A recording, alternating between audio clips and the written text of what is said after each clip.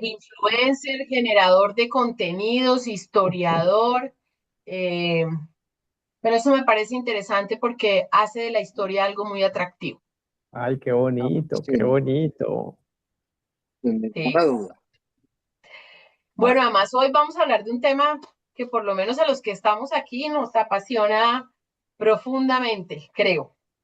Yo estoy muy Totalmente. emocionada, estoy muy emocionada porque ya vamos a arrancar.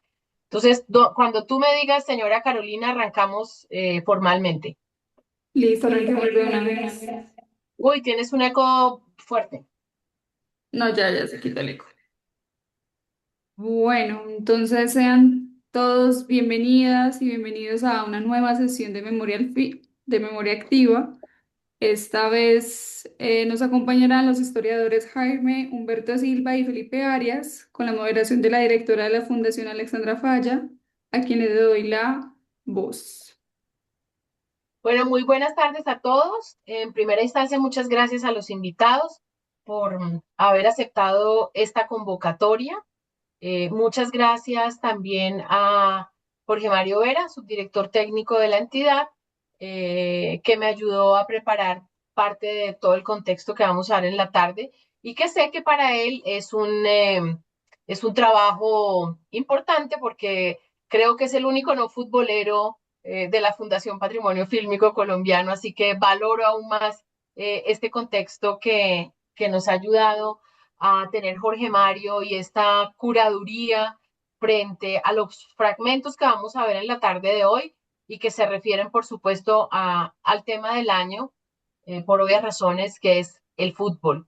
El programa Memoria Activa hace parte del proyecto de fortalecimiento del patrimonio audiovisual colombiano y tiene que ver con un espacio de socialización de la memoria en el que tratamos de contextualizar el trabajo de restauración que va haciendo la Fundación frente a distintos tipos y soportes de materiales y una contextualización que está acompañada, por supuesto, de las temáticas y de los elementos que se encuentran en términos de contenido en estos distintos eh, materiales. El, el fútbol, vamos a hablar hoy, hemos titulado con Jorge Mario el fútbol en los archivos audiovisuales, en donde pues obviamente lo que vamos a abordar es una mirada a un deporte centenario, a puertas del Mundial. Creíamos que no podíamos como Fundación Patrimonio Fílmico Colombiano mantenernos al margen de la pasión que por estos días nos convoca, que es el fútbol. Eh, y bueno, tenemos dos invitados muy especiales, no solamente por su formación, sino por su pasión, que creo que lo hace que sea una combinación perfecta. Nos acompaña Jaime Silva, que Jaime es doctor en historia por la Universidad Pablo Olavide o Olavide, se dice Jaime De Olavide. de Olavide, de Olavide en la preciosísima ciudad de Sevilla, en España, y magíster en Historia de la Universidad Javeriana, con especializaciones en Gobernabilidad y Derechos Humanos de la Universidad de Castilla de la Mancha, y Creación Narrativa de la Universidad Central.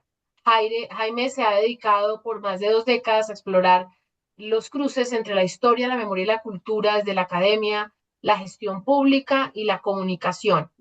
Fue nuestro colega en la dirección de Señal Memoria, en ese momento RTBC, de 2018 a 2025. Hoy ya tenemos nuevamente el nombre Intravisión y lideró un importante proceso de preservación y difusión del archivo audiovisual del Estado colombiano.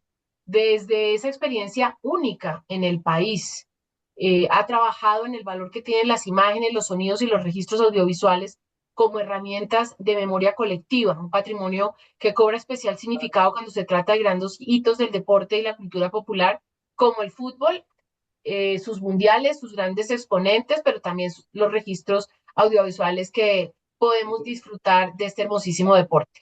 Nos acompaña también Felipe Arias. Felipe también es un colega a quien sentimos muy de la casa. Felipe es historiador, es autor del libro Otra historia de Colombia e investigador del archivo Señal Memoria de Inravisión, divulgador de patrimonio cultural, historiador de la Pontificia Universidad Javeriana y magíster en Historia de la Universidad Iberoamericana de Ciudad de México. Ha sido docente de las universidades Jorge Tadeo, Uniminuto y Autónoma.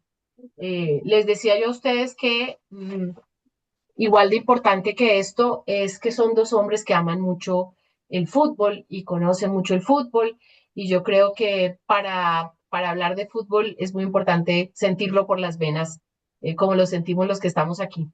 Y bueno, vamos a arrancar haciendo una descripción histórica de lo que se considera el origen del fútbol moderno, que nace en Inglaterra en el año 1863, cuando se fundó la Football Association FA y se redactó el primer reglamento oficial. Es muy importante mencionar que el fútbol, como se conoció en ese momento, ya tenía unos antecedentes históricos previos en la cultura china, donde ya para el siglo III antes de Cristo se jugaba el kufu, que era practicado por la dinastía y que consistía en que unos soldados pateaban una pelota de cuero rellena de plumas, que pues obviamente se lanzaba hacia una pequeña red. Ustedes saben que la pelota, y lo saben aquí nuestros colegas que nos acompañan, ha sufrido toda una transformación que tiene que ver con elementos tecnológicos también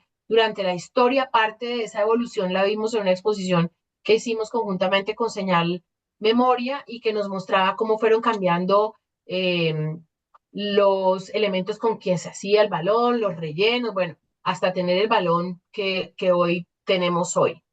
Civilizaciones también como los mayas practicaban el juego de la pelota poc-a-poc con los pies y la cadera, el cual requería mucho más destreza que el actual metiéndole cadera al asunto, aunque hoy también se usa. Y en ese momento tenía un profundo sentido ritual y religioso. Ya en el siglo XIX, diversas escuelas y universidades británicas empezaron comenzaron a adaptar estos juegos que al principio tenían algo de violencia, de ritual, de religiosidad, en actividades más de tipo escolar y de recreación. A través de representaciones artísticas, de documentos históricos y después, obviamente, de registros audiovisuales. Estos hitos lo que testimonian es cómo se transformaron finalmente todos esos juegos ancestrales en un deporte moderno y más allá de ser un deporte moderno, en un fenómeno cultural que yo diría sin duda alguna es uno de los más importantes del mundo. En Italia, también un país muy importante para la historia del fútbol, pues se marca un avance muy grande en lo que tiene que ver con las reglas del juego. Y allí lo que encontramos es que empieza a haber una organización en el que en un juego se enfrentaban dos equipos de 27 jugadores en un campo cubierto de arena. Las reglas definidas por Giovanni Bardi en 1580 establecían cómo sumar puntos y penalizaciones. Es decir, que empezamos a ver allí un bosquejo, un reglamento futbolero. En el 1863, Ebenezer Cobb Morley lideró la creación de las primeras 14 reglas formales en una taberna en Londres. Estas leyes separaron definitivamente el fútbol de lo que hoy conocemos como rugby, otro deporte también muy importante de origen inglés, prohibiendo el uso de las manos para la disputa del balón. El Sheffield Football Club es reconocido oficialmente como el primer club de fútbol en el mundo y se fundó en 1857. En el 1909 se crea la FIFA para regular el deporte a nivel mundial y organizar el primer torneo de la Copa del Mundo en el año 1930. Y yo quisiera intercalar con ustedes, variar un poquito la dinámica y empezar a intercalar preguntas con ustedes porque yo soy una aficionada, no sé ustedes, pero yo al menos sí de las series que tienen que ver con la historia del fútbol. Me parece que tienen además ese elemento adicional que es fantástico, que es el uso de archivos, precisamente.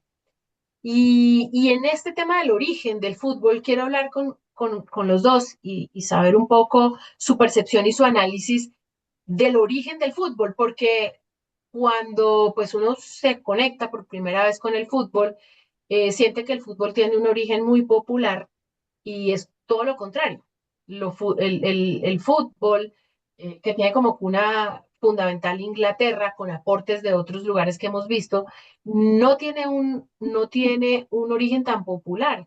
Es más bien, como dice alguna de las series por allí que están en las plataformas, es un juego de caballeros, porque eran las personas que tenían tiempo disponible para aprender a jugar, para tener destreza en la cancha, y luego ya empieza como a abrirse un poco ese espectro de quiénes pueden jugar al fútbol. Entonces quisiera como hablar un poco en primera instancia de ese origen, que es un origen un poco mucho más de élite, si pudiéramos llamarlo de esa manera, que de origen popular, pero luego se convierte en el gran deporte en el mundo.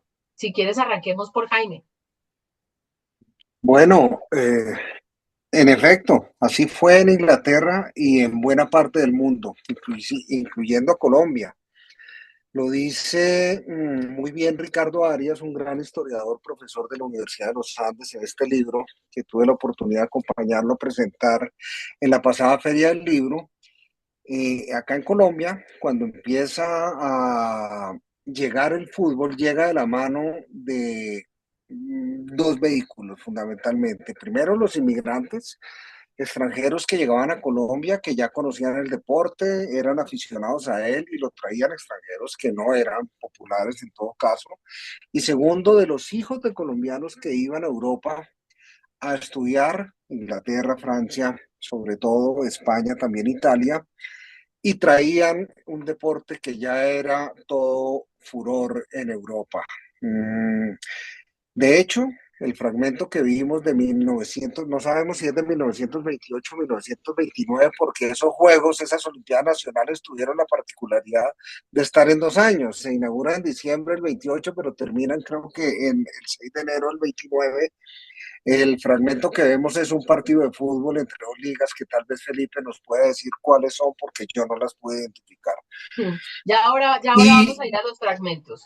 correcto, y era un deporte exclusivamente para la élite, la base no tenía siquiera acceso a ver partidos. Esto fue un fenómeno que se fue popularizando sobre todo en la década de 1930, por lo menos en Colombia, que es lo que yo leí en este libro que les cuento. Y bueno, jugar fútbol requería, tú dijiste algo ahora muy importante, requería tiempo, y para tener tiempo para divertirse, pues había que no trabajar tanto, porque en ese momento pues las jornadas de 8 horas eran básicamente una utopía.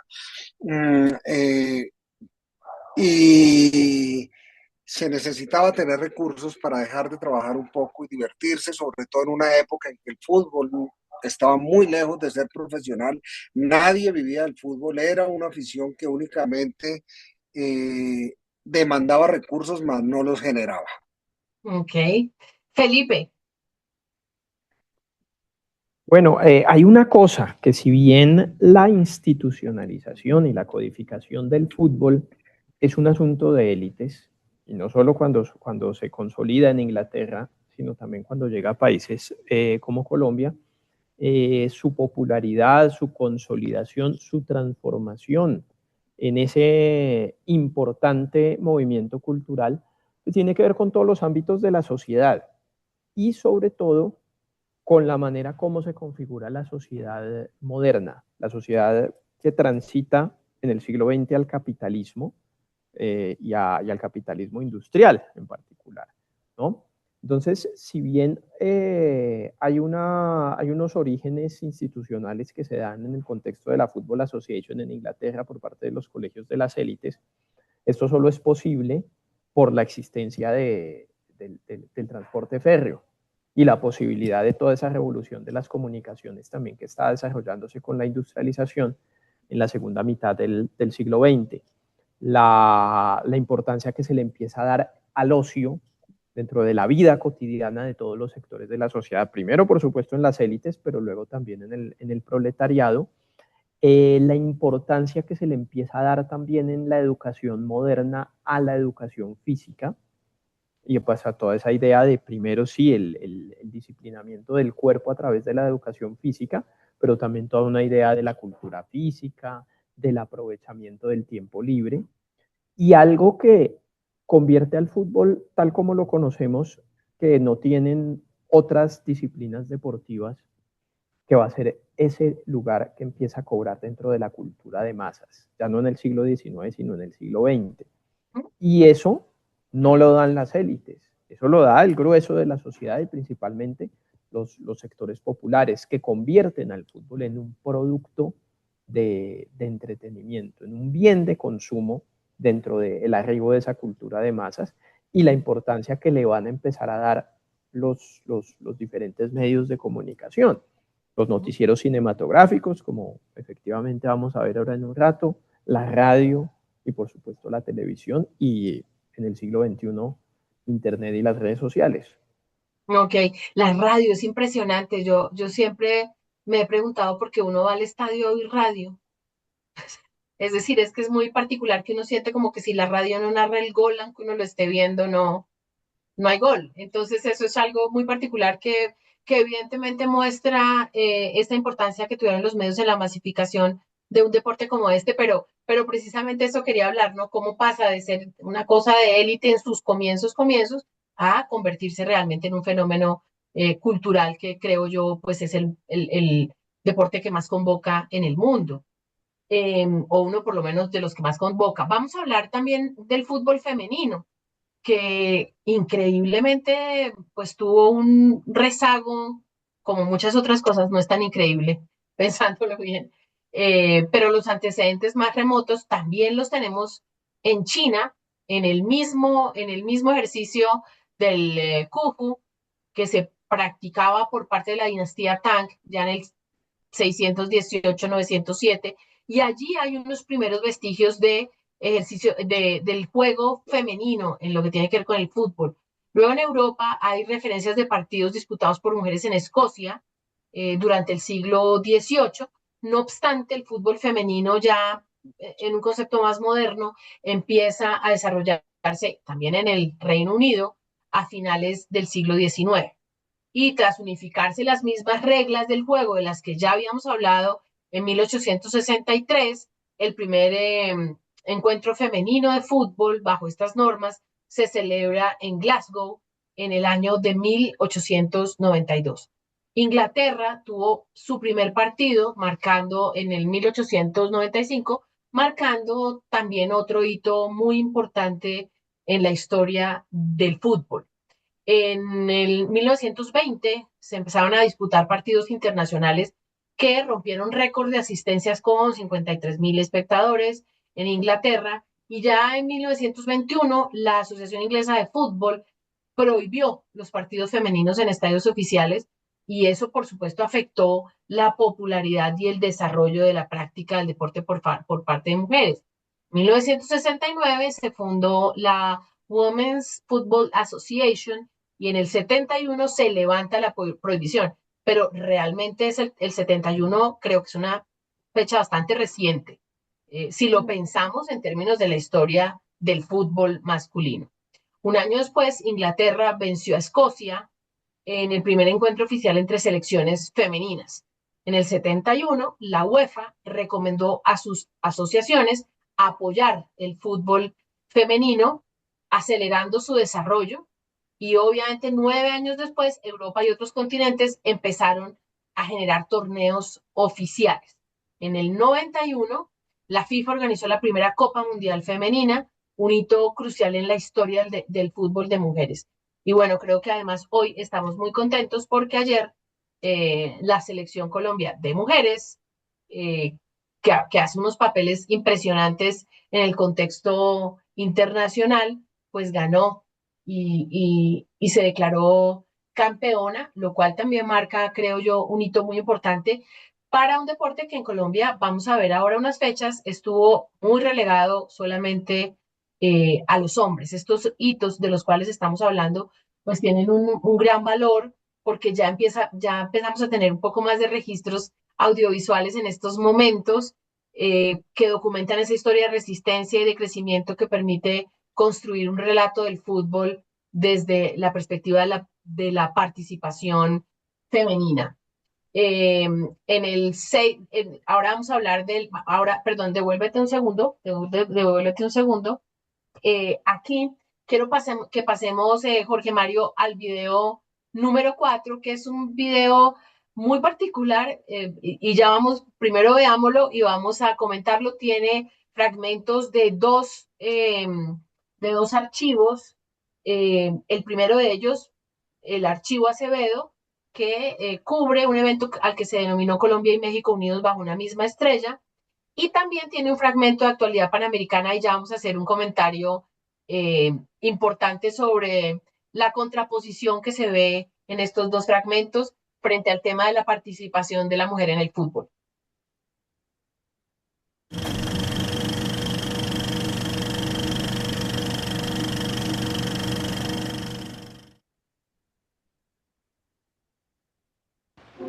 Lilia Restrepo Hurtado asiste a un interesante encuentro de fútbol en el Estadio del Campín entre el campeón colombiano y el equipo Madureira del Brasil.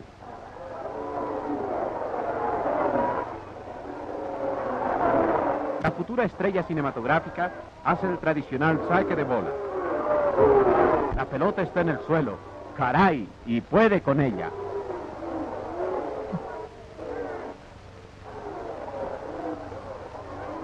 Preliminar de fútbol femenino en el Campín para iniciar el campeonato profesional de 1966.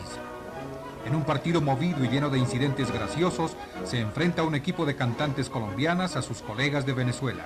3 de las artistas visitantes no llegan a tiempo para el encuentro, ventaja que aprovechan las de casa para propinarles una goleada.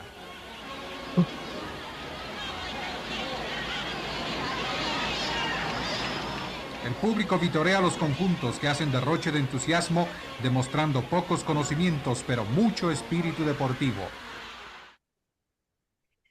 Les decía yo que es muy particular ver estos dos archivos, porque en el primero de ellos más o menos es una gran artista cinematográfica que va a ser estrella de cine y que con dificultad le pega el balón, ¿no? Y más o menos hace la narración, quien tiene la voz en off y dice, y pudo con el balón. Y luego vemos uno que no tiene tanta distancia temporalmente hablando, pues obviamente ya exaltando un poco el tema del juego femenino. Y ahí quisiera ya hablar con ustedes un poco sobre ese ingreso de la mujer a la participación en el fútbol, que pues por supuesto no es ajeno a todos los campos de la vida social. Es decir, las mujeres nos vinimos abriendo espacios, pero creo que quizás el fútbol ha sido uno bien complejo para el tema de la mujer. No sé ustedes qué opinan. Jaime, Bueno, arranca si quieres. O Felipe, dale, Felipe. sí, digamos, antes de eso yo quería hablar del primer documento, porque hay una cosa que se suele repetir contra toda evidencia, y es el hecho de que no hay documentos audiovisuales para hablar de la historia del fútbol colombiano, cosa que está absolutamente alejada de la realidad y sobre todo de la historia temprana del fútbol colombiano. Y en eso hay un aporte tremendo de parte del archivo Acevedo, porque es gracias a ese archivo que disponemos de un acervo muy valioso de esos documentos. Hay registros de lo que es el amateurismo tempranísimo en Bogotá, lo que era la cancha del Colegio San Bartolomé, incluso hay imágenes de torneos con la presencia del presidente Carlos R. Restrepo, los Juegos Nacionales que comentaba Jaime, los Juegos Nacionales en Cali en Ya vamos a hablar de eso. No 1928, te preocupes no te del preocupes primer... que el orden, Felipe, lo cambiamos, pero vamos a hablar también de ese Da. documento de los Acevedo. De ese material de la estrella de cine haciendo el saque de honor tiene un valor enorme, porque es el único registro conocido del Santa Fe campeón del 48, o sea, el primer campeón de la era profesional. Y un material que se usa poco, que incluso ahorita que hicieron un documental sobre Santa Fe, me sorprendió que no lo usaran. Uno les dice, este material existe, pero no, o no le creen a uno o lo descartan. y ahí está precisamente el valor de ese documento. Y ahora sí, concretamente hablando del fútbol femenino. El fútbol femenino es casi tan antiguo como el masculino. Pero sí algo que nos hemos dado cuenta, como lo decías Felipe, muy bien te tú, están Alexandra, preguntando acá que cómo se llama el documental del cual estás hablando. Colombia y México unidos por una No, estrella. me imagino que, ya te voy a decir, César Ah, Casas está hablando del de Santa Fe. ¿Cómo se llama el de Santa Fe? no recuerdo el nombre, se estrenó hace poquito por los 80 años de Santa Fe, lo estrenaron en el Moderno. Ah, ok. Bueno, con Federico Díaz Granados, que es el más santafereño de todos los santafesinos. Exacto. Bueno, y entonces estamos hablando del tema del fútbol femenino. Claro, su penetración, digamos, en la afición y en los medios de comunicación sí ha sido un fenómeno lamentablemente tardío y que ha tenido restricciones institucionales enormes. La más reconocida, la prohibición de frente que hizo, y como nombrabas muy bien tú, Alexandra, que hizo la Football Association a las mujeres de practicar fútbol en Gran Bretaña. Y eso pues ha generado no solamente retrasos en su profesionalización, que pues la Copa Mundo apenas se juega desde el año 91. Hay una liga profesional en Colombia, tiene menos de 10 años, pero hay un trabajo maravilloso que han hecho grupos de historiadores e historiadoras y que han casi que sacado de debajo de las piedras esas evidencias documentales de que desde los años 40 se jugaba fútbol por parte de mujeres en Colombia, de que había clubes que se formaron en el amateurismo desde los años 50, según el libro A las patadas de Gabriel Ardila, que hay registros como ese que tú nos acabas de poner, que además es una maravilla porque es la previa a un partido no sé si de Millonarios o de Santa Fe, pero de actrices y cantantes colombianas contra actrices y cantantes venezolanas. No son muy conocidas las que compitieron, pero una de ellas, de esa selección, entre comillas, venezolana, es Raquel Castaños, la famosa intérprete de Mamá, ¿dónde están los juguetes? Ok.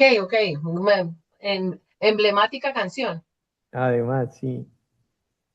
Bueno, ya le estaba diciendo a María Eudoxia que ahorita vamos a hablar del tema de las canchas y de los espacios donde se jugaba.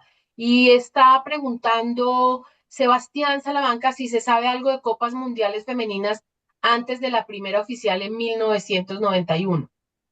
Jaime o Felipe.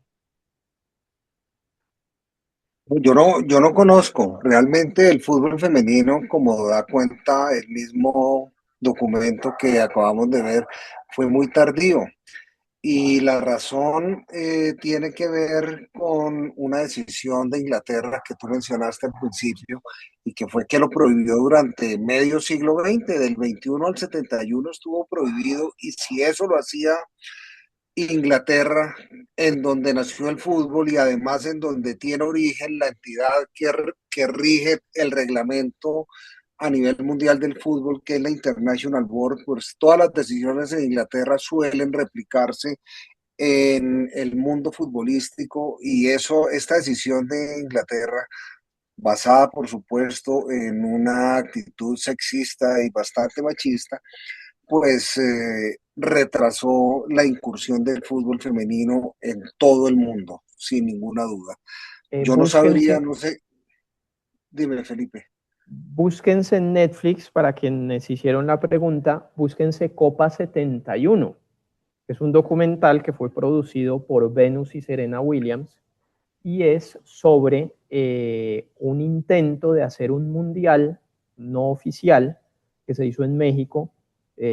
No es reconocido por la FIFA, pero es un intento de hacer lo que quiso ser en su momento el primer mundial de fútbol femenino. Se Ok. llama Copa 71. Copa 71. Felipe, el documental se llama Garra y Corazón en la décima del León. El documental al que estabas haciendo referencia sobre el Santa Fe. Y ya que estamos en recomendaciones, también sobre una muy interesante ficción sobre el origen del fútbol, que no sé si la hayan visto, también está en la plataforma Netflix, que es Juego de Caballeros, que habla de ese, como en 6 capítulos, habla de la historia temprana del fútbol y de cómo pasa de ser un deporte de élite a contratar personas y ya pagarle a personas para que jugaran fútbol.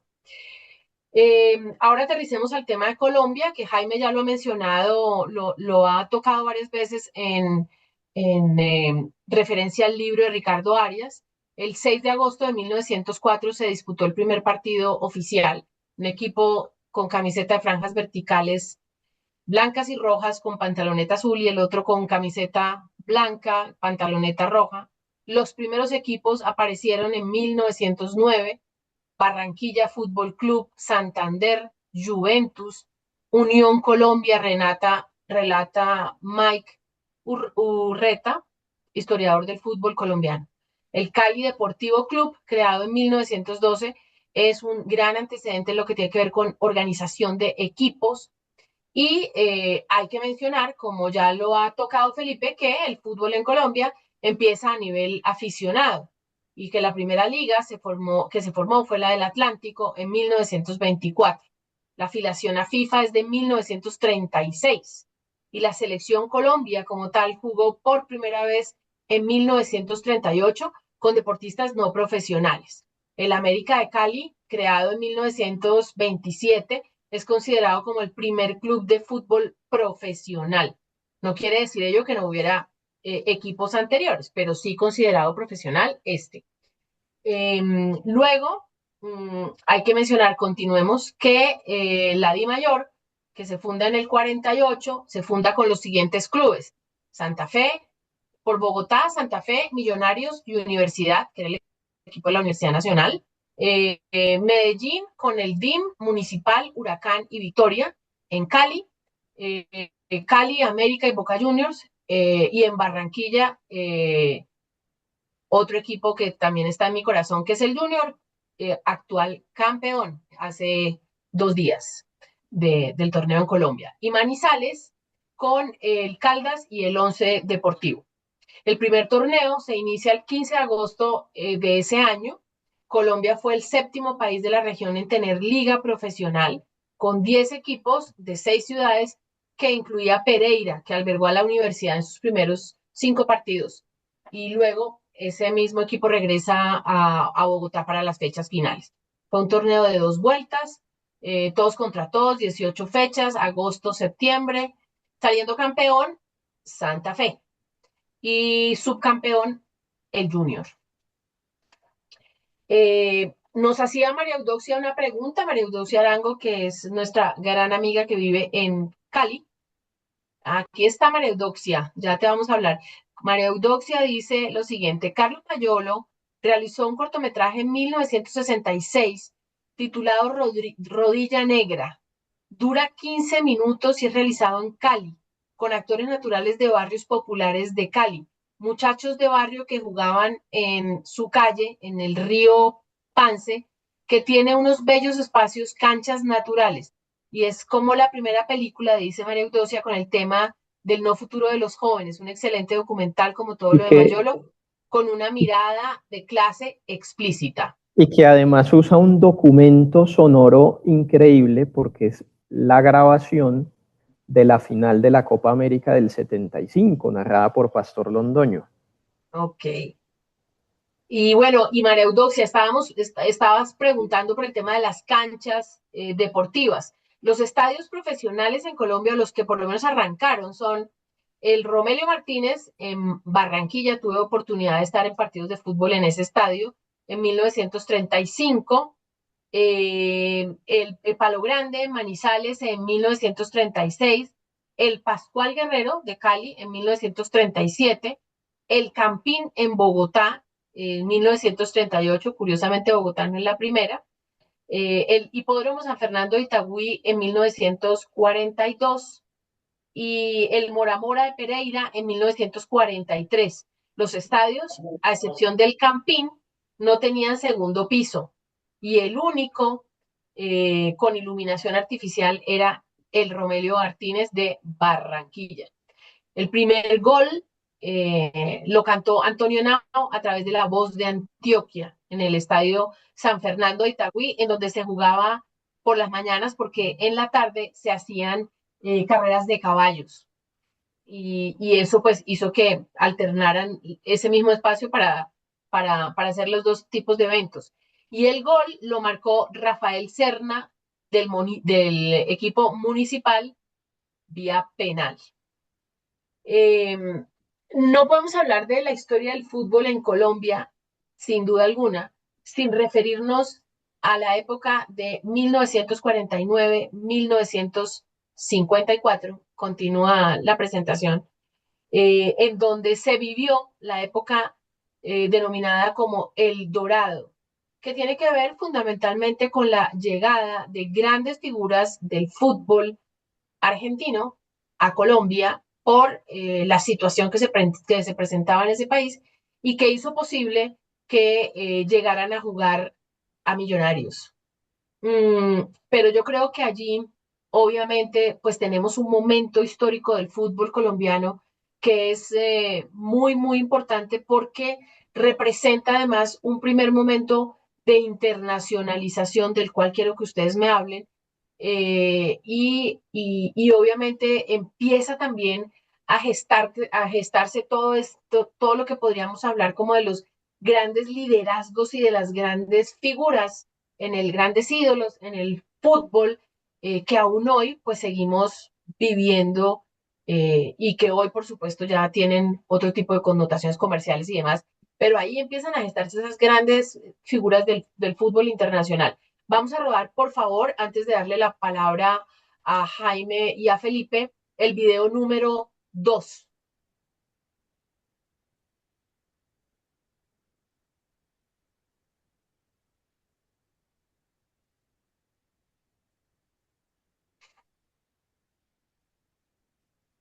Que voy comentando mientras se ubica el video. Es un video que retoma parte de un trabajo documental que tuvimos la oportunidad de trabajar conjuntamente, de hacer conjuntamente con Señal Memoria, y que tiene que ver con la historia de Millonarios.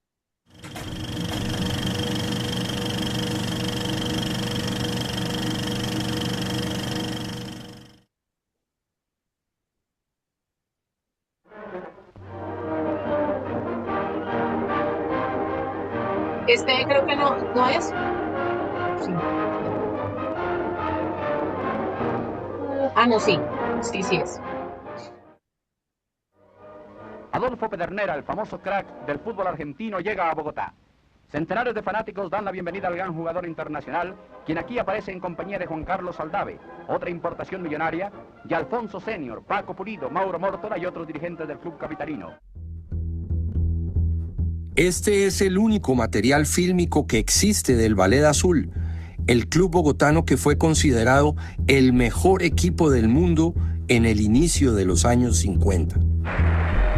A los 34 minutos, un magnífico pase de Baez lo aprovecha Di Stéfano para marcar el segundo gol. Todo el primer ¿Por qué se logró organizar en Colombia un campeonato extraordinario que se conoció como El Dorado?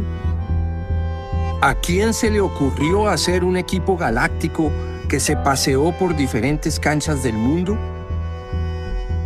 ¿Por qué llegaron los mejores jugadores de Sudamérica a una liga que apenas tenía un año de profesionalismo? Esta es la romántica historia del famoso Millonarios de aquellos tiempos. Fue una selección. Millonarios no fue un equipito cualquiera que nació y se fue desarrollando de a poco. No. Fueron con jugadores que ya estaban realmente consagrados jugadores de primer nivel.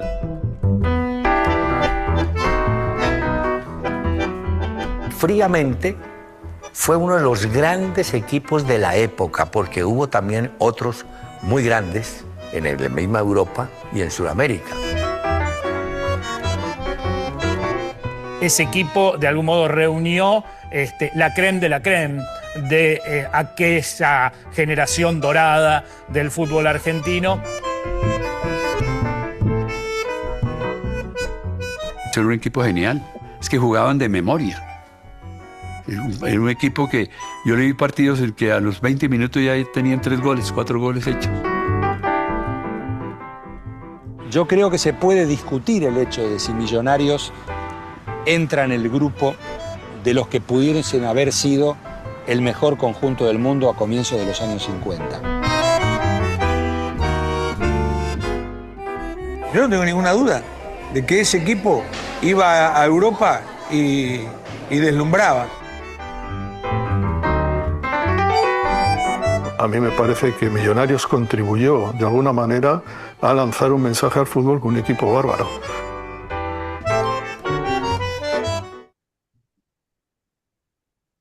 Bueno, Felipe y Jaime, hablemos de ese periodo del Dorado y del impacto que tiene para la historia del fútbol colombiano, porque sin duda alguna yo diría que la historia ahí se parte en dos y que después del Dorado, obviamente, eh, el contexto del fútbol en Colombia cambia. Jaime, Bueno, gracias. Que valga la camiseta que te pusiste hoy. Esta camiseta es la que usó Colombia frente a Rumania en el Mundial de 1994. Mira, primero que todo quería felicitar a Jorge Mario Vera, que está acá presente, una persona que me enseñó muchísimo a mí en lo que tiene que ver con archivos audiovisuales, porque él, además de la restauración de todos estos bellos documentos que nos están presentando, él fue el que se encargó para este documental nada más y nada menos que hacer las tomas fotográficas del archivo del periódico El Tiempo y de restaurar esas fotografías, y en buena parte de que el documental haya tenido el éxito que tuvo tiene que ver con eso, y siempre se lo he reconocido, pero hacerlo una vez más no está de sobra. Gracias, Jorge Mario, por ese trabajo y por enseñarme tanto. Mira, una precisión, se dice que Pernera llegó en el 47, no, Pernera llegó en el 49, a mediados del año 49, y fue a partir de su llegada cuando se empezó a conformar ese equipo que muy bien dibuja Mauricio Silva en este libro, El mejor equipo del mundo, del cual extrajimos el nombre del documental que tiene, que es homónimo al libro. Aprovechando esta huelga, las cosas en Argentina no estaban fácil. Perón era presidente, había dificultades laborales, y los futbolistas argentinos salen a huelga. Menos del 20% de las figuras argentinas se quedan allí y muchos de los otros se dispersan por el fútbol, pero la AFA obtiene el respaldo de la FIFA y obliga a que las asociaciones afiliadas a la FIFA, ya Colombia lo era a partir de la década del 30, no puedan contratar estos documentos, pero Colombia insiste. Alfonso Senior, un gran gestor y también una persona con un gran visionario en lo que tiene que ver el fútbol colombiano, no le ha pagado a Alfonso Senior todo lo que le debe, trae estos, y eso genera una consecuencia legal dentro del ámbito del fútbol, y es que la liga colombiana es desafiliada al fútbol. Esto no quiere decir que estos jugadores, que el peso, valga decirlo, tenía un muy buen cambio respecto al dólar, era una moneda fuerte, y los extranjeros que vienen, que son pagados en dólares, estaban ganando un dinero que jamás habían ganado en Argentina. Y el primero, Pedernera, pues que empieza a traer en un efecto también dominó, le empieza a hablar a sus colegas futbolistas en Argentina del clima colombiano, de que no hay estaciones, de que todo el año básicamente es primaveral, de que están pagando muy bien, que los equipos están haciendo, y empiezan a llegar uno tras otro las figuras, y eso convierte a Millonarios en lo que, pues ya lo oyeron de las voces de personas tan autorizadas como Hernán Peláez, como el maestro Macaya, que ¿cuántos mundiales cumple ahorita, Felipe? Es el periodista con más mundiales. Desde el 58 está cubriendo el mundial. Bueno, imagínate. 68 años el hombre cubriendo las copas del mundo. Y cada mundial que pasa dicen que es el último de Macaya, y mentiras, allá ya está otra vez en Norteamérica creo que en Atlanta, que es la ciudad sede del equipo argentino. Bueno, Pero voces también pásame los autorizadas jugadores. La vez pasada íbamos a estar en el último mundial de James no, de Messi. Y de está Messi, de Cristiano, de y ya hoy Cristiano. leí, ellos son contemporáneos, se llevan como un año máximo. Ya hoy escuché, no sé si Felipe lo escuchó o lo leyó, una declaración de De Cristiano Cristiano Ronaldo Ronaldo, anunciando que va a estar en el Mundial del 2030. del 2030, que además va a ser en su país, ¿no? Único mundial bicontinental y en seis países diferentes gracias a la genialidad del mercantilista Gianni Infantino. Pero bueno, eso no... sí, la liga colombiana pues adquirió mucho lustre. Digamos que los jugadores que llegaban a Colombia también se georreferenciaron, entonces los argentinos de un lado, los brasileños llegaron mucho a la costa, ya a tu ciudad, Alexandra, Barranquilla, por donde además entró el fútbol, como todos los deportes en Colombia, entró el fútbol y Como todo también lo lo bueno, menciona. diga. El cine también tiene historia en eh, Barranquilla. bueno, sí, y los paraguayos fueron al Valle del Cauca, los uruguayos a mi tierra norte de Santander. Bueno, entonces se formó una liga con grandes estrellas, particularmente de Sudamérica, pero también del mundo. Vinieron inclusive escoceses, londinenses, vinieron jugadores miembros de la entonces cortina de hierro que ya se empezaba a formar gracias a que había terminado la Segunda Guerra Mundial y este mundo pues se dividió en buenos y malos, pero eso hace parte de otra historia. Eh, entonces, la Liga Colombiana fue maravillosa y este documental 1994 la refleja muy bien. Se enfoca, por supuesto, en Millonarios, pero termina hablando de todos los equipos y de la importancia que tuvo el fútbol, inclusive que llevó a Millonarios a ganar lo que entonces se conocía el Mundialito frente a casi nada, el Real Madrid, que era el mejor equipo. Ahí sí. Mundialmente aceptado el mejor equipo que jugaba en ese momento y por lo menos el de más lustre y mayor recursos económicos, a donde terminó yéndose Alfredo Di Stéfano cuando ya no pudo ser retenido en Colombia. A partir del Pacto de Lima en el año 51, Colombia acepta devolver, oigan pues, muy entre comillas, todos estos jugadores a sus legítimos dueños, también muy entre comillas, y ya en el año 53 termina porque en el 54 por ese pacto de Lima ya ellos tenían que estar jugando en los equipos que habían pagado por sus derechos. Felipe, para ti lo mismo, internacionalización y fractura, digamos, de la historia Bueno, del fútbol con esta edad claro, de oro. yo quisiera hablar algo importante del Dorado y es cómo nos demuestra que hay un montón de productos culturales que son los que permiten de cierta manera que el fútbol, y en particular el fútbol colombiano, se convierta en un espectáculo de masas.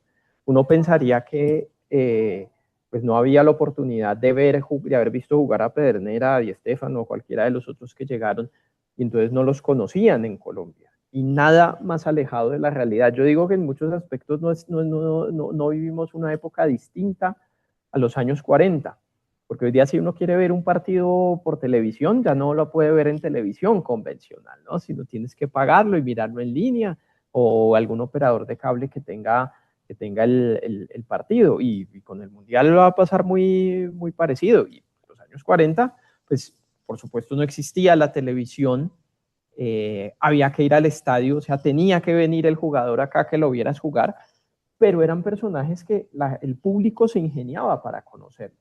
Circulaban revistas que los identificaban como pues referentes del fútbol, tanto material que llegaba de Argentina como lo que llegaba de Europa, sobre todo lo de Argentina.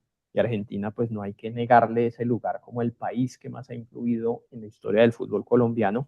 noticieros cinematográficos que nos convocan aquí se conocían, llegaban tanto de los mundiales de fútbol como del fútbol inglés, como de los equipos de Argentina. O sea, toda esa información permitía que se generara eso que estábamos viendo en pantalla, esa expectativa que permitiera que una multitud se fuera hasta el aeropuerto a recibir a Pedernera. Y claro, una profesionalización del fútbol colombiano que está ligada a esa masificación de de todos los ámbitos de la cultura, porque es la misma época en que aparece la Vuelta a Colombia, en la que aparecen eventos como la Feria de Cali, la Feria de Manizales, algunos años después. Es la época en que la política se vuelve un espectáculo, como Jorge Eliezer Gaitán y otros de sus contemporáneos. O sea, no son eventos que vayan por separado, de hecho no es gratuito. Que a finales del 48 se profesionaliza el fútbol luego de los sucesos trágicos del asesinato 9 de abril. de Gaitán, si bien desde antes del 48 había ya presiones de parte de clubes como Millonarios o América para que se creara en Colombia un torneo profesional precisamente a partir de eso. Incluso ahí esa es una historia fascinante y que yo digo todavía hace falta investigarla un montón, de cómo esos públicos que se forman y que ya se han formado en los años 30, los años 20, alrededor de esos espectáculos deportivos se las ingenian para enterarse. O sea, había, por ejemplo, hace 100 años no existía ni siquiera la radio, pero la gente se agolpaba en las oficinas telegráficas para enterarse de los cables cuando al mismo tiempo estaba dándose las peleas en Estados Unidos de Jack Dempsey o de Joe Louis. Y es muy probable que todavía falta por estudiarse de si lo mismo ocurría cuando en 1930 llega el Mundial de Fútbol. Pues mira, tú has hablado de un elemento que es fundamental, que es lo mediático, y en 1961 tuvieron lugar las primeras transmisiones televisivas de fútbol profesional colombiano, precisamente un clásico capitalino, Millonarios e Independiente Santa Fe.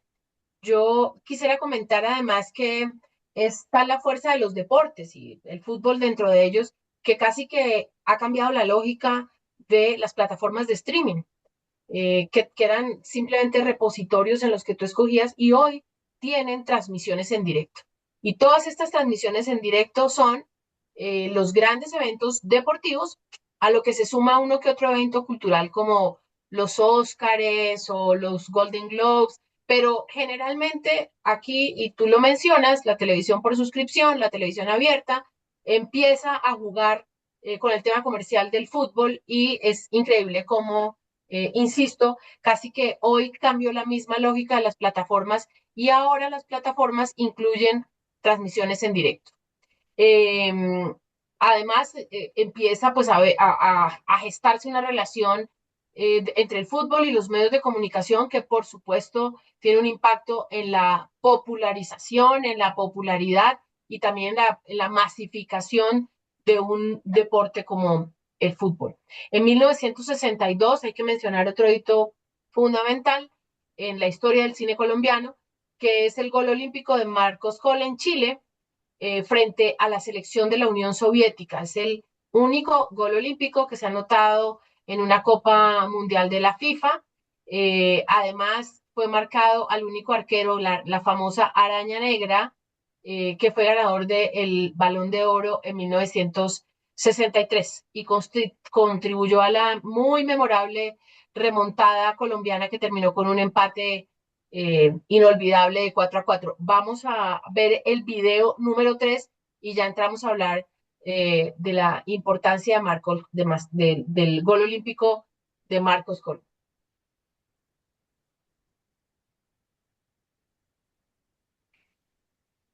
Creo, Sebastián, que esto que mencionó Jaime contesta tu pregunta cuando habla de cómo en un torneo internacional Millonarios le gana al Real Madrid.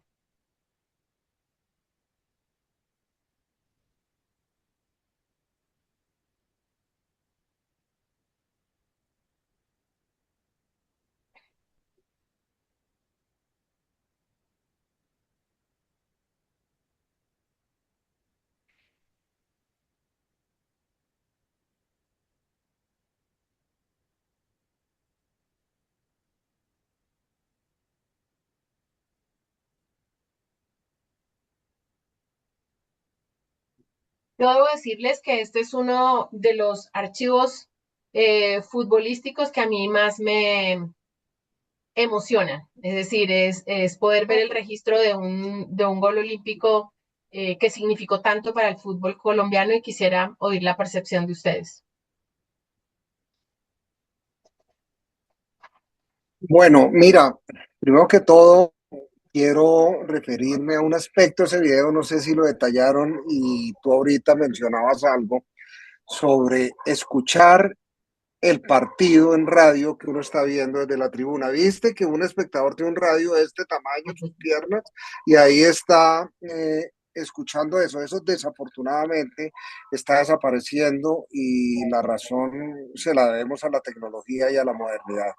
Cada vez las narraciones en radio que antes se hacían en vivo desde las cabinas de los estadios, ahora se hacen o bien desde las cabinas de las emisoras viendo una señal de televisión o bien desde el estadio pero a través del streaming. Eso lo que hace es que ocasiona un delay y ya no tiene ninguna gracia escuchar 3 o 4 segundos después lo que acabas de ver en el estadio. Se está perdiendo esa bonita costumbre, además, porque cuando uno estaba muy bravo con el árbitro y no tenía que tirarle, pues le quitaba las pilas al radio y se las tiraba. Yo lo hice, no sigan ese ejemplo. Bueno, mira, ese gol que acabamos de ver, que es un documento, también recuerdo muchísimo la narración del maestro Muñoz, Felipe. De Gabriel Muñoz López para la De emisora Nuevo Mundo. Gabriel Muñoz López para la emisora Nuevo Mundo es fantástico, además de que es el único gol olímpico en la historia de todos los mundiales que ha existido, que se han jugado, pues significó para Colombia la primera gesta futbolística que solo fue reemplazada en nuestra memoria histórica 28 años después, cuando empatamos 1-1 con Alemania, con ese gol famosísimo y agónico de Freddy Rincón que le hizo de túnel al arquero alemán Bodo Illner, con el cual Colombia clasificó a los octavos en un mundial que por lo menos los de mi Ese es un gol generación inolvidable, o sea, es inolvidable. Además, la narración de Vinasco Che es lo más emocionante que yo he podido escuchar en la vida y cada vez lo he visto 1000 veces. Más emocionante la narración, ojo, la narración que las del 5-0, porque es que las del 5-0 hay muchas y está el Negro Perea, que creo que en ese partido, Felipe me corrige, inauguró su famosísima frase de gol de Colombia, mi patria querida, porque Creo pues que ya sí. todos estábamos llorando ya en el 3-0, ya todos no creíamos lo que estábamos viendo. Pero ese gol muy, pero muy importante. Fue celebrado las iniciales de la entonces Unión Soviética, que en español es URSS, Unión de Repúblicas Socialistas Soviéticas, en ruso era CCCP, y acá le sacaron el acrónimo que decía que con Colombia casi perdemos, porque realmente dicen algunas crónicas que si el partido dura 10 minutos más es muy posible que Colombia lo hubiera ganado. Y hay que mencionar algo que no es que hay que mencionarlo porque es muy, pero muy importante, y es quién custodiaba el arco ruso, el arco claro, la soviético, araña perdón. negra, este era el mejor La araña, arquero del la mundo. araña negra, Yevgeny, el mejor arquero del mundo en ese momento, y hay casi que unanimidad que dicen que ha sido el mejor arquero de De la la historia. historia. De hecho, el afiche, y Felipe lo recuerda muy bien, del Mundial de Rusia 2018, es una atajada de Yevgeny, no sé en qué mundial ni en qué lugar del mundo, pero es una atajada de él, y es uno de los deportistas que más honor le hacen aún hoy en día en la actual Rusia. Bueno, Sí, hay no, una cosa dale, Felipe. de la filmación que acabamos de ver. El futbolero colombiano tiene una cosa que a mí no me gusta, y es que nos acostumbramos a dar muy duro y nos tratamos horrible, tratamos a nuestro fútbol horrible y muchas veces cuando publicamos esto, sea patrimonio fílmico, señal memoria, son unos comentarios espantosos de, ay, tanta lora por un empate, no sé qué. Hay una cosa que hacemos, si ese empate a los soviéticos, por más empate que sea, es uno de los momentos icónicos de ese mundial, no solo para los colombianos, para la FIFA. Esas imágenes, y se conserva ese registro del partido, es gracias al documental oficial que hizo la FIFA, Viva Brasil, ese es su título, el documental oficial del Mundial del 62, y que incluye no solamente esas imágenes de los goles de la selección, sino la forma en que reaccionó el público, cómo se inclinó el público chileno de Arica en favor de los colombianos. Tiene unos documentos hermosos de los entrenamientos de la selección Colombia poco antes del Mundial, y que es algo ya de una tradición que ya en ese momento se había consolidado, de una práctica que ha tenido la FIFA desde el 54 en Suiza. Ellos siempre han sabido la minita de oro que tienen, y han tomado esa decisión desde el 54 de hacer un documental, que es la filmación oficial, que suelen ser esas imágenes que se vuelven las icónicas y las que tenemos en la cabeza de los mundiales, ¿no? La filmación de Pelé con el puño hacia arriba celebrando el gol, la carrera de Maradona, a los ingleses, todo eso tiene que ver con esa, y son muy recomendados y se pueden ver fácil, se pueden buscar incluso en YouTube algunos de ellos, porque tienen un valor también cinematográfico tremendo. Entonces, y para nosotros los que trabajamos en archivos, este material de archivo es, yo no sé, bueno, una anécdota, Jaime, que no sé si alguna vez tuve oportunidad de comentarte, y por eso, por supuesto, es uno de mis más queridos personajes del fútbol colombiano. Yo tuve la oportunidad de conocer al Negro Perea, porque él trabajaba en una emisora muy pequeña en Barranquilla que se llamaba La Voz de la Patria. Y La Voz de la Patria compartía escenario muchas veces con Estercita Forero, la novia de Barranquilla. Y eso quedaba al frente de mi casa. Entonces nosotros todo el tiempo íbamos a oír las narraciones de Edgar Perea, y era un personaje que iba a mi casa y tal. Entonces ya cuando yo lo vi más grande, narrando fútbol, me emocionaban siempre mucho sus narraciones. Me parecía muy bueno, me parecía bueno en boxeo, me parecía bueno en béisbol, me parecía bueno en fútbol. Es decir, era un hombre además muy polifacético, que creo que eso es muy importante en un tipo de trabajo como el que hace todos estos hombres. Obviamente, pues que uno dice béisbol, Mike Smulson, pero Perea también lo hacía bastante bien. Y vamos a entrar a hablar ya casi a la recta final, porque el fútbol también tiene unas memorias no muy felices. Y en 1989, el árbitro Álvaro Ortega fue asesinado días después de dirigir el partido entre el Independiente Medellín y el América de Cali. Tras el hecho, la DIMAYOR decidió cancelar el campeonato colombiano de ese año, declarándolo terminado por fuerza mayor y sin otorgar el título. Yo creo que a este hecho lamentable hay que sumar también el asesinato de Andrés Escobar, sin duda, que es otro hito de la historia negra de nuestro fútbol, del cual hablamos muy bien en el documental 1994. Y realmente creo que también hay que mencionar que el fútbol históricamente estuvo ligado a temas que tenían que ver con la financiación del narcotráfico, compra de árbitros, y bueno, eso también empezó a generar apuestas, todo que creo que no es exclusivo tampoco de Colombia, también digamos que se ha dado en otras partes con características diferentes. En el 89, Nacional se convirtió en el primer club colombiano en conquistar la Copa Libertadores de América al vencer al Olimpia del Paraguay, y en una final definida por penaltis en Bogotá, por penales en Bogotá.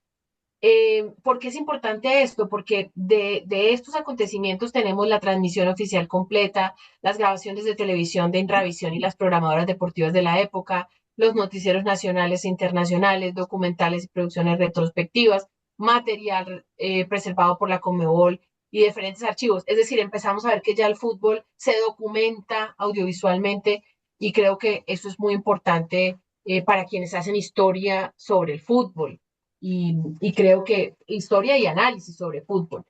En 1993, creo que Jaime ya lo mencionó, eh, por primera vez ganamos 5-0 a la selección argentina eh, durante la eliminatoria del Mundial del 94. Ese es un tema que también se aborda en el documental 1994 que tuvimos oportunidad de trabajar juntos. En el 2001 la selección Colombia obtiene el título de la Copa América. En el 2004 el Once Caldas obtiene el título de la Copa Libertadores de América. En el 2012 Santa Fe obtiene el título Copa Sudamericana. En el 16 el Atlético Nacional obtiene por segunda vez el título Copa Libertadores de América, que creo que también es muy importante. Estamos mencionando como hitos importantes de la historia más reciente de nuestro fútbol. Y en el 2017, por eso decía yo que con algo de rezago, se crea la Liga Profesional Femenina. Y bueno, y Qué vamos belleza a... esa primera foto. Sí, es preciosa. Además, son Millonarios Junior en el amateurismo, además. Sí, así es, tal cual. Vamos a empezar a dar finalización a esta historia, volviendo también al inicio, desde las épocas, hablando del fútbol en el cine colombiano, en los registros fílmicos colombianos.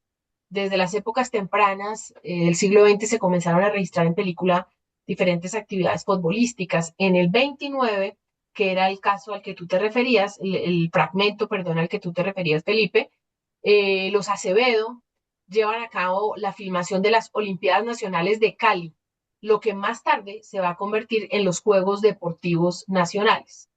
Este fragmento dura 22 minutos y 4 segundos, es de cine silente, desde finales de diciembre del 28 hasta enero del 29, hecho que comentó Jaime, y es posible apreciar encuentros futbolísticos para los cuales fue construido e inaugurado el Estadio Galilea. Veamos este fragmento que corresponde al video número 1.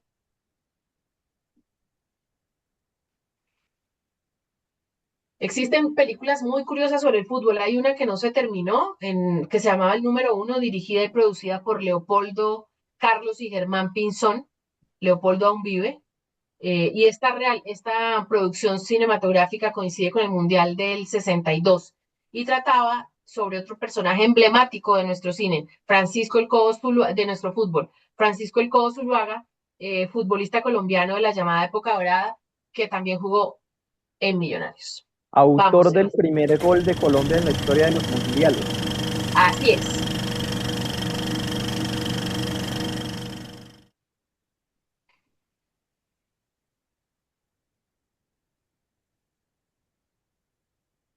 Esto es Archivo Acevedo.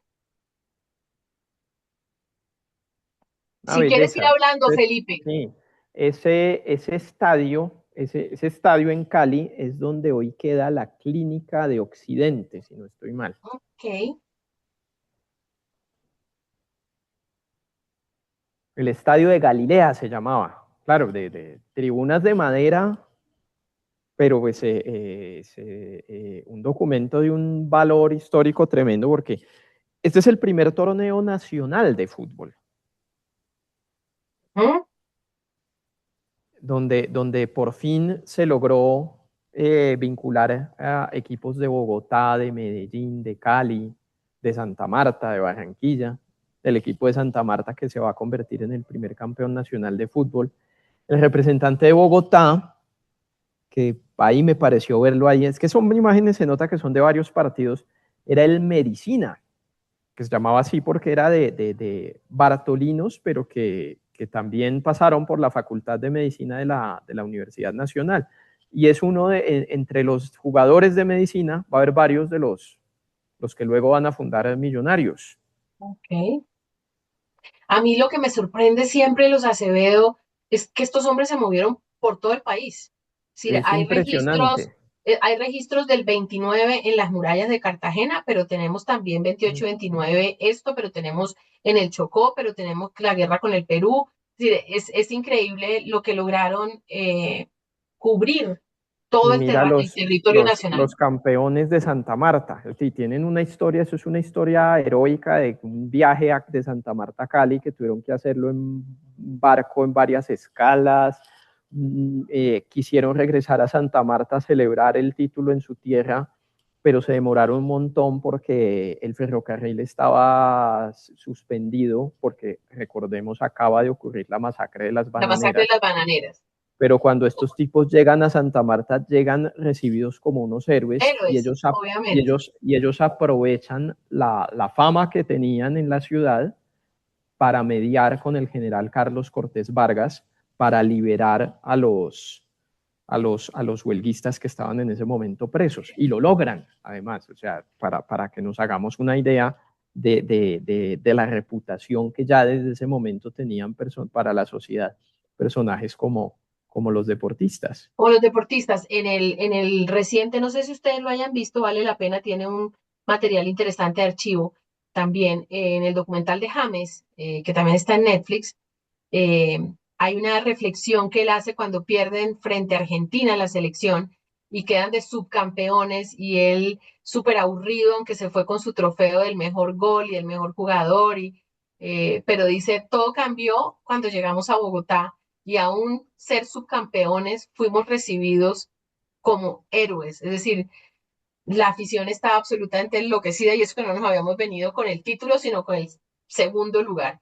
Así que pues eso sigue siendo un elemento clave de la conexión de los aficionados al fútbol o de a quienes nos gusta el fútbol con las estrellas del fútbol. Y vamos a hacer Pero vete, perdón, dime. Alex, vete un pequeño comentario sobre lo que dice James, buen documental, muy buen documental. Sí, hay que verlo.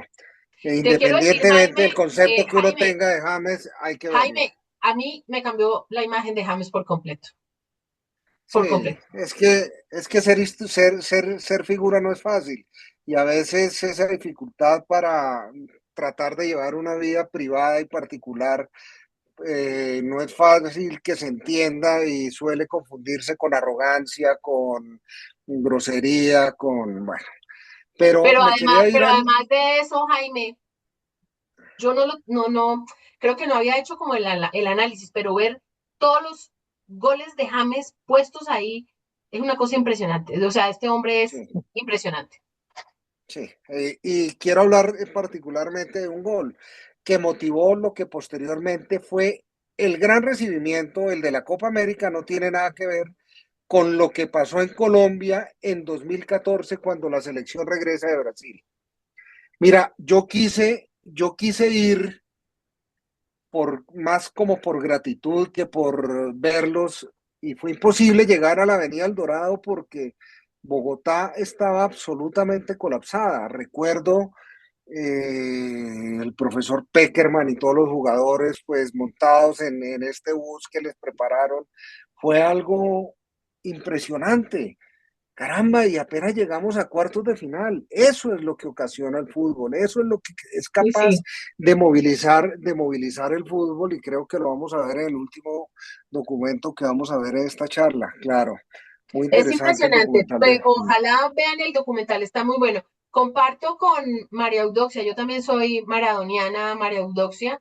Peckerman maravilloso, hay como 2 o 3 documentales que valen la pena y hay una película de Sorrentino que no te pierdas, María Eudoxia, que se llama La mano de Dios, que está en Netflix, que es realmente es una película fantástica. Y hay otro documental que no recuerdo dónde está, que se llama La hija de Dios, hecho por Dalma Maradona, que es fantástico. Si te gusta Maradona, volviendo Alexandra a los documentales de la FIFA, de los mundiales. El del 82 es muy bonito porque lo narra Sean Connery. Y el de Alemania 2006 tiene también un valor especial porque el narrador es Robert Powell. O sea, Jesús en persona nos narra el mundial. Y el del 70 tiene otro mérito grande para nosotros, porque lo dirigió el Güero Isaac, Alberto Isaac, que es el primer director que lleva la obra de García Márquez al cine. En este pueblo no hay ladrones. Sí. Bueno, vamos a hacer un recorrido muy rápido, como mencionando algunas producciones audiovisuales colombianas, porque esta es televisiva, no es propiamente cine, pero que de alguna manera reflejan el fútbol dentro de la identidad cultural colombiana. La primera de ellas, sin lugar a dudas, y creo que aquí todos la conocemos bien, se llamó De pies a cabeza, de 1993 a 1997, dirigida por Andrés Marroquín, una serie de Sempro Televisión, que narra la historia de un jugador que debe retirarse y que se va a su barrio a entrenar a los muchachos del barrio, y es realmente, en mi opinión, una serie absolutamente fantástica. Continúa, Sebastián. O Jorge, no sé quién me está ayudando con la presentación. Está sí, cine, Posición Viciada, del muy reconocido director Ricardo Coral, de 1997, Golpe de Estadio, que es fantástica, 1998, de Sergio Cabrera, que pone de manifiesto la manera en que el fútbol puede salvar las diferencias ideológicas que pueden parecer irreconciliables. Y obviamente pues nos habla de lo que el fútbol genera. Veamos el fragmento número 5.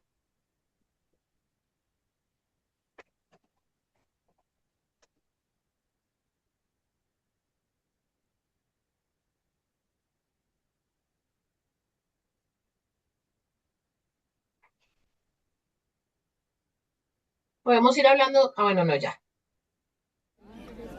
Listo aquí. Entonces, ¿qué le damos? Yo lo puenteo, hágale. Golpe de Estadio de Sergio. Vamos a meterle candela. El equipo colombiano es bárbaro, lo viste por la televisión, juega muy bien al fútbol. Sí, pero yo creo que ellos no pueden romper la historia. Ellos no deben romper la historia. Nosotros los argentinos tenemos que seguir históricamente cómo estamos. O sea, Argentina arriba, Colombia abajo. Ahora resultó historiador. Argentinos malparidos. ¡Comandante Ernesto Che Guevara! ¡Presente y combatiendo! Presente y combatiendo. Presente y combatiendo.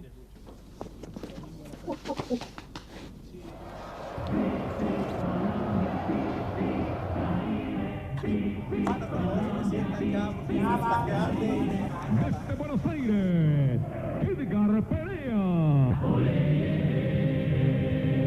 Lleno el estadio de River. ¡Suerte, Colombia!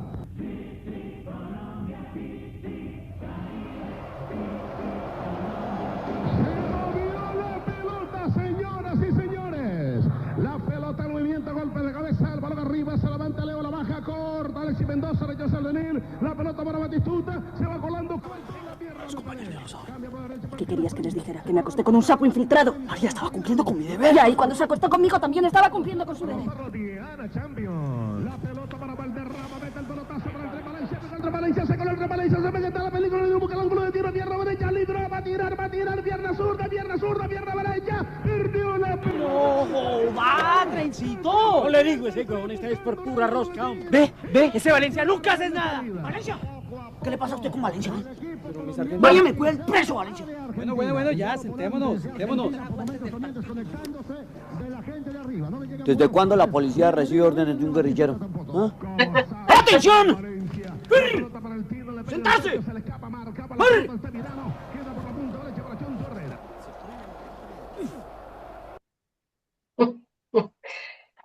Bueno, esta otra que también es muy emblemática de nuestro fútbol, no, creo que todos la hemos visto, La Pena Máxima del 2001, que es una comedia sobre fútbol que habla de lo que significa ser hincha. Es la de Carriazo con Robinson. No solo la hemos visto, sino que la repetimos cada vez que tenemos la oportunidad. Es verdad. La Fortaleza, un documental dirigido por Andrés Torres que yo no he visto, no sé si tú lo hayas visto, Jaime, que es sobre hinchas de Millonarios, pero hay que conseguirlo. El Piedra, que aunque habla de la vida de un boxeador en el 2018, de Rafael Martínez, pues también habla o lo recrea dentro del ambiente futbolero en la costa atlántica. Los ajenos del fútbol, una comedia popular dirigida por Juan Camilo Pinzón. Uno vuelve siempre, del 2025, un largometraje enfocado en el equipo Atlético Nacional que celebra la pasión verdolaga y su arraigo cultural. Mi Selección Colombia, una serie documental de 6 capítulos que sigue el recorrido y la conexión emocional de los hinchas con el equipo durante la Copa América y las eliminatorias mundialistas. La dirigen Mark Silver, Mauricio Vélez Domínguez y Carlos Alberto Sánchez. Y El Coloso, que no la he visto, también del 2025, que es un emotivo documental sobre la vida, el talento y el legado de la leyenda del fútbol colombiano, Fred Rincón, dirigido por José Barón. Agregaría yo a esta lista un estreno que vamos a tener este año y que en lo personal es un estreno que me llena de mucho orgullo, no solo porque soy amiga de la directora, sino porque se va a llamar Las Bravas, es una película que se va a estrenar este año, se llama Las Bravas, dirigida por Diana Ojeda y que habla de la historia de las mujeres en las barras del Atlético Bucaramanga. Así que creo que merece toda la pena que la veamos cuando salga. Uno imperdible, Alexandra, y Jaime me va a dar la razón, 1994, de Señal Memoria. Así es, así es. Ese es uno recomendadísimo que no es muy conocido. ¿Cuál? Búsquenlo en YouTube, se llama The Final Kick. Es un registro hermoso, más o menos como 50 países del mundo, de cómo se vivió en cada país del mundo la final del Mundial del 94. Y la parte de Colombia la hizo Víctor Gaviria.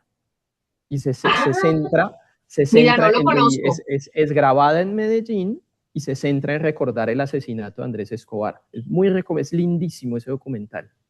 Bueno, te voy a pedir que me lo pongas en el chat para buscarlo, sí, claro que sí. por favor. Y bueno, antes de despedirme, les agradezco muchísimo. Yo creo que uno podría hablar de fútbol mucho tiempo y con mucha pasión, pero creo que esta memoria es una memoria que emociona mucho, es decir, esa recreación de los goles, lo que dice Jaime es cierto. Uno ve, por ejemplo, yo ahora que vi este documental de James, y yo veía esos goles y yo decía, y uno se emociona como si estuviera viendo el partido en vivo y en directo, aunque sabe que va a haber gol. Entonces es una cosa impresionante.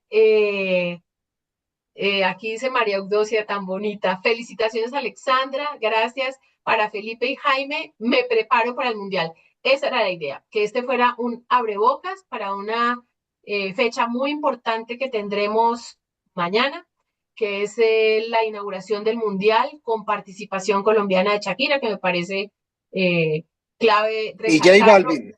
Y J Balvin. Bueno, y va a haber y hay que ver también una película protagonizada por Diego Luna que habla de cómo se consiguió la sede para México del Mundial de 1986. Creo que amerita verla porque también nos habla del fútbol desde otra orilla, que es como desde el tema de la institucionalidad y la gestión de la institucionalidad para obtener, obviamente, este tipo de sedes. Jaime, gracias. Felipe, gracias, siempre es un placer compartir con ustedes, aprender de ustedes y saber que siempre están allí para trabajar en equipo con nosotros es algo que me hace muy feliz. Dice María Eudoxia, también Brasil 70 es un seriado muy bueno que está en Netflix y que realza a los locutores. Ese no lo he visto. Recomendadísimo. Me vi el de Pelé, que es buenísimo. Jorge Mario también nos da las gracias a ti, Jorge Mario, por ayudarnos en la preparación conjunta de este contexto. Yo le dije a Jorge Mario, lo hago, yo sé que me lo voy a disfrutar más que tú, y de verdad muchas gracias por estar aquí con nosotros y que viva el fútbol y a disfrutar de un mundial. Una última cosa, por favor, me dicen, Felipe y Jaime, ¿a dónde va a llegar la selección Colombia en este mundial? Yo creo que va a llegar a cuartos de final. Confiemos, sí, confiemos en que lleguemos No, a no, por lo menos confiemos, a no, cuartos. Felipe, arriesgate. ¿A dónde vamos A a llegar? cuartos, según mi A corazón, cuartos. A cuartos. a semifinales. Yo creo que Bueno, a cuartos, ojalá. yo la verdad quedé muy satisfecha con el partido del domingo, me sentí tranquila, vi un buen equipo, así que toda la suerte para nuestra selección. Jorge Mario dice que sin ser amante del fútbol se emocionó con esta sesión. Gracias, Jorge Mario. Y Oye, otra vez, una cosita, sí, dale, dale. si me permites para terminar, porque es que tú hablabas de una película que me encanta y yo coincido con Felipe, la he visto muchas veces, que es La Pena Máxima, y esa película, además de fútbol, pues involucra un aspecto que siempre acompaña al ser humano en casi todas sus actividades, que son las creencias en el más allá. Y esta película, pues ese sacerdote que le sapea el resultado del fútbol y que le promete que va a orar para que todos ganen y que mete plata en la apuesta, pues es maravillosa. Y yo quería también hablar de una película que se conoce muy poquito, muy poco, que por obvias razones se hizo en Cúcuta por unos norte santanderianos, que se llama El Último Aliento, y da cuenta de una historia real, que es que a un líder de la barra brava del Cúcuta lo matan antes de la final y él, los hinchas se llevan el féretro con el El muerto cadáver. adentro, el cadáver, para que el muerto vea el partido. Es una película con Lincoln Palomeque, que creo que no cobró porque no tenían cómo pagarle, pero él, como hincha del Cúcuta, actuó gratis, y se llevan al muerto allá y el Cúcuta sale campeón, y obviamente toda la responsabilidad se la dan al muerto, no a los jugadores. Y para Buenísimo. cerrar, ya que el tema religioso, yo siempre les digo, y esto opera tanto para la política, no vamos a hablar de política, como para el fútbol: no metan a Dios en la vaina, porque es que de lado y lado hay creyentes, entonces ¿a quién le hace caso el pobre Dios? Pero Además, Eduardo Galeano en ya este no libro, tenemos a la mano de Dios, Jaime. Ya no tenemos a la mano Eduardo de Dios. Galeano en este maravilloso libro que Ah, Felipe lo también leí. se leyó, tiene una Hermoso, sí. frase que es maravillosa. Dice: el fútbol es la única religión del mundo sin ateos. Y con eso cierro. Gracias, Alexandra, por la invitación. No, beso a los dos. Me alegra mucho haberlos visto. Fantástica esta sesión. Les mando un abrazo y de verdad muchas gracias por estar aquí y toda la suerte para nuestra selección y a disfrutar el Mundial de Fútbol. Bueno, gracias. Chao. Felipe, me encanta verte. Gracias, Alex. Abrazote enorme. Voy a cerrar la sesión. Tengan una feliz tarde. Gracias, Caro.